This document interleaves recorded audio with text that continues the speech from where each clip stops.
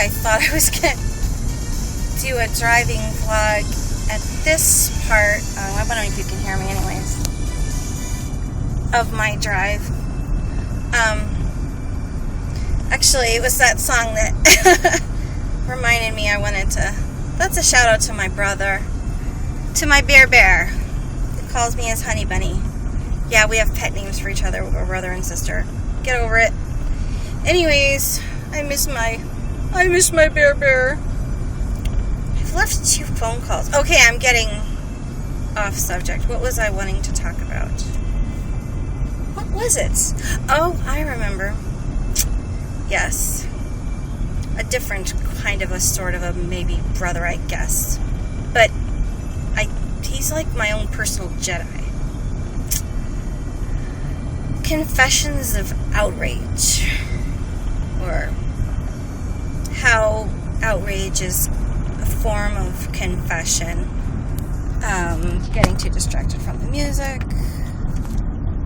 I wonder if 5th has turned into 6th yet. Is that the strangest thing that only happens in Tucson? And I think it's because of the way that the river cuts through everything.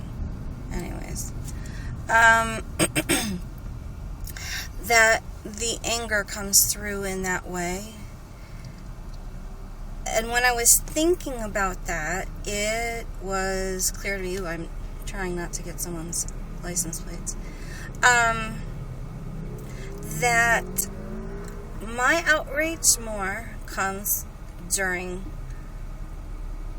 if I notice that something outrageous to me has happened, that I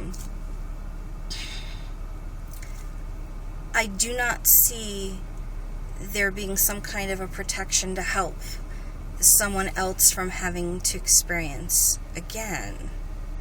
So this can take a medical situation, like a lot of times in massage or as a doula.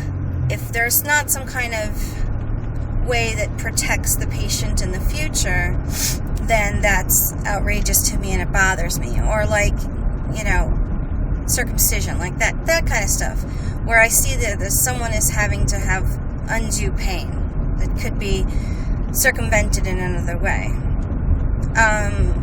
It also happens like in social, society's problems, outrage at man's inhumanity to man, or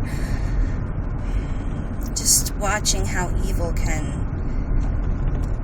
move through people in different ways. And I was trying to think, maybe, what were the things that outrage me the most? And unfortunately, they were the things that I had felt somehow, or had actually experienced, either exactly or similarly figuratively, so that when I would see someone else going through whatever it would trip that wire of memory, and I would be put back to that place of my own frustration of what is perceived as an injustice, if you want to even think of it in that way, or having had an expectation that in some way you were going to be protected from something, and that you weren't protected in the way that you had expected to be.